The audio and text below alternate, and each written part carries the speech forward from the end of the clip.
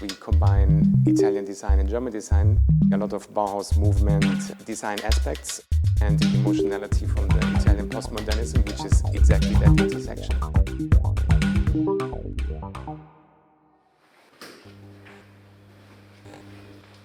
Hi, my name is Michele Ferrazzano. I'm the co-founder and brand director of Bottone. And my name is Daniele Ferrazzano. I'm the co-founder and creative director of Bottone, and we are here in our showroom in Berlin-Mitte. We had the idea of doing a brand since a few years now, I don't know, 5-6 years. Basically, we had a name already, which was Nodi, which means not in Italian. So we had always this intersection philosophy in our mind, but it didn't fit to the whole philosophy of what we call now Bottone. Bottone actually means button in Italian. As brothers, it's more an intersection of a lot of personal topics. We are both born and raised here in Germany by Italian parents, so we combine Italian design and German design. Every piece you will see in our collection has a strong geometrical approach, which is related to the Bauhaus movement. Everything is mathematically calculated, has its function, it's production-wise really thought through. And on the other hand, we have the emotions from the Italian postmodernism, which is the colorful playfulness, we have the colorful appearance, the boldness, the chunkiness. So every piece has those characteristics. If you don't have that, so you won't make it as a Bottone piece.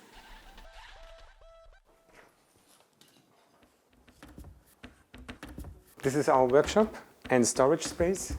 This is where the design process takes place. This is where the magic happens. We don't produce every piece of furniture in-house, but we do a lot of prototypings, mock-ups, volume models. So everything happens exactly here. This is our in and out chair, one of our main pieces of the collection. This chair is designed by Arthur de Meneses and myself. This round shape, appearance, its boldness, it's shiny, so it represents 100% what we are standing for. The in and out has two rails that go in and out, which starts from the front in one pipe completely to the back, and this is the second pipe, which comes from the back and goes back here. And in the prototype you can see the welding seams. Parts we had to add or remove and cut to have the right angle of the seating. So this in and out chair is, as you can see it right now, is electro-polished from stainless steel. Then you have the connection parts, these 5 equal segments which connect these 2 rails. But the chair works without these connection tubes. We are working on a summer edition chair where we have like a leather textile. Yeah, we are working, like I said, on the family, and we are super proud to have this piece of object in our collection.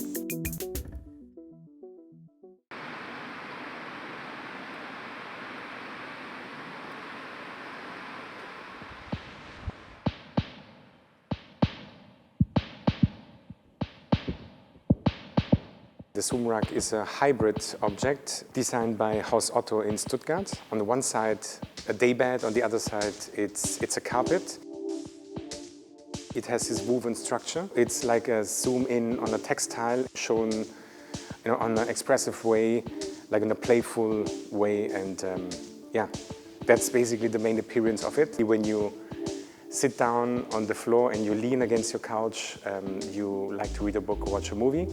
So, and there is no specific product for that. And this is exactly where we would like to position ourselves with that product. So as you can see, we have noodles or strings, and these strings are woven together, so they are not attached to each other, so there is no stitching.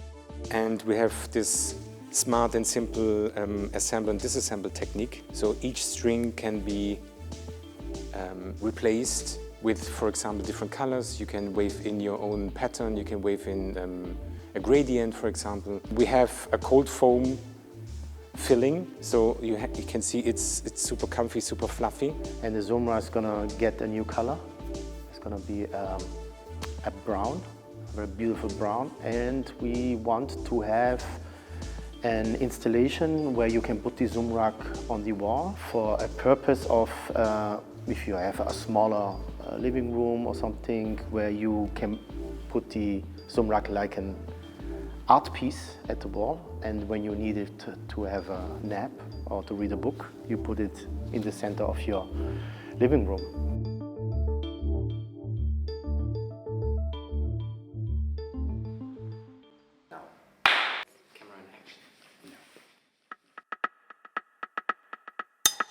Well, this is the Rivet chair, a chair designed by Simon Busse in Stuttgart. It's a fully aluminum chair, and it's consisting of 6 pieces. And these pieces are not welded to each other. It's fully attached by rivets.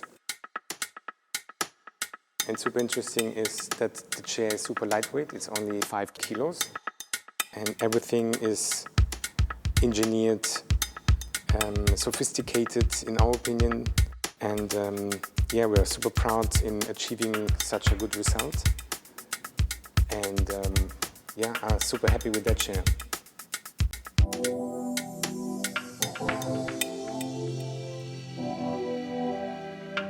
This was the really first mock-up. When Simon invited us the first time, he presented this cardboard chair the first time. You see here exactly the bending technique, which was the approach of Simon from the very first beginning. And you see also here, like the rivets, he was already indicating as a construction method and assembly method. We then tried out some prototypes and some propulsion models in aluminum, and we found out that it was too unstable. It didn't have the quality to bring it on market. So we then tried to implement wood, which was also part of a design. And from that, we got to the final product. And from the centerpiece, you see, there is nothing left anymore. We got rid of the centerpiece. We found out that connecting each part with itself was much more pleasant and much more easy to produce. We reduced the material, we reduced the weight of it. This was also much more cost efficiency than at the end.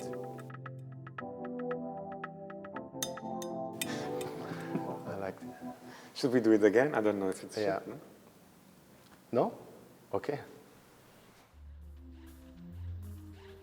So through all our lives, music was like very emotional and very big topic. We produce music, we DJ on the side. And when we designed our brand, which we did before designing the products, we wanted to have something unique, which is not very common. And we combined the design with the music.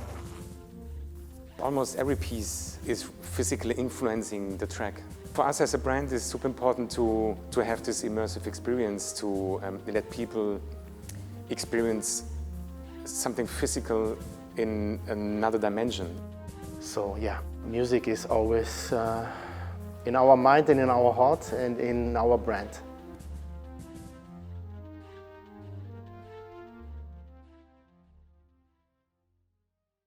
Basically, we want that people fall in love with our pieces. That's like the statement we have when it's like I don't know if it's a must, but we want to have this appearance. We want that people see it as like, wow, we love it. So it's, again, the Italian emotion.